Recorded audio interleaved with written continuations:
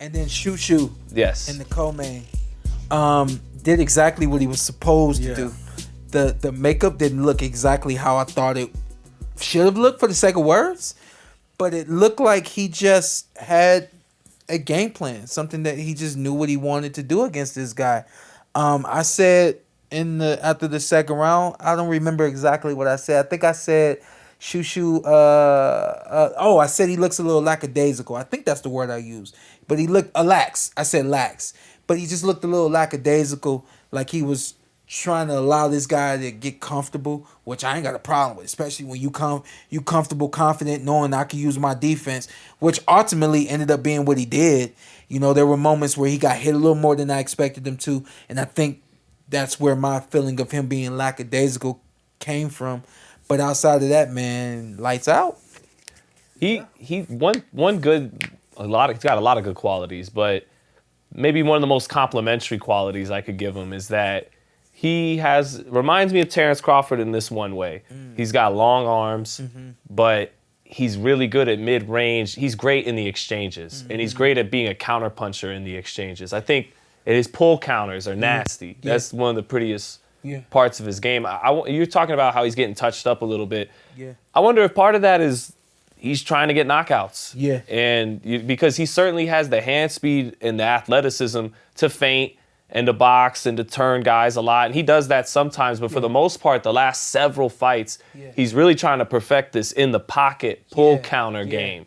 Yeah, we that's kind of what we were talking about before we started the show. Yeah. Going over to our Patreon if you want to see what we were talking about before the show. I was saying it looks to me like he's trying to find a professional pace opposed to being the fighter that he is, you know. When you find the professional pace that really doesn't look like the 70, 80 punches around, which I think that he could do.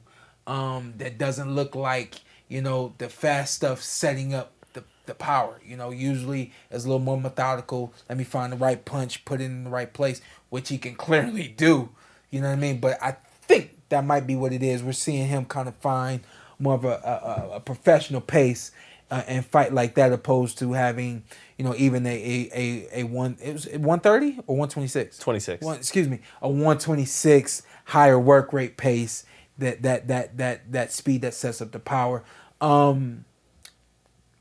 It doesn't remind me of him, but who was good at that was Gary Russell. Is good at that, Gary Russell Jr.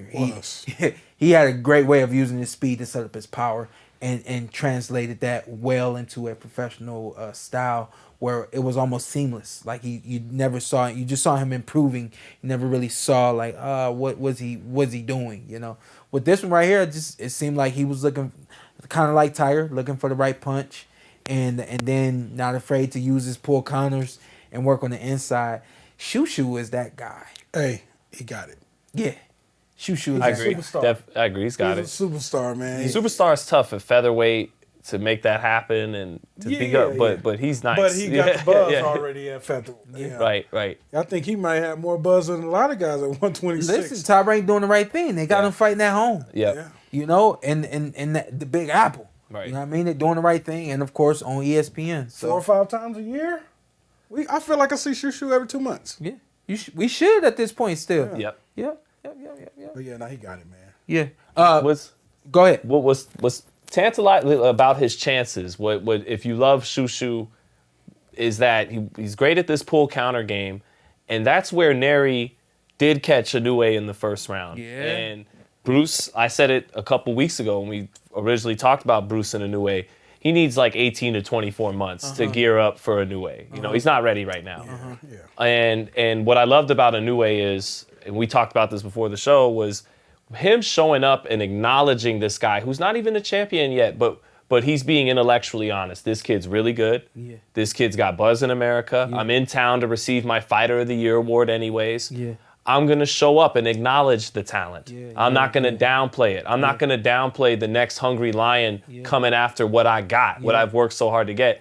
No, I see you, young man. And just so the whole world knows, I came here to see him. I'm leaving after his fight. And that's being a true champion on Inoue's part. I respect that. And that's an antithesis to how stars can move once they become superstars. So, but all that said, he did get caught against Neary in the counters, in the exchanges. And that is a very strong part of Bruce Carrington's game. And he's not a little 118-pounder like Luis Nery. He doesn't have conditioning issues like Luis Nery. He's got longer arms than Luis Nery.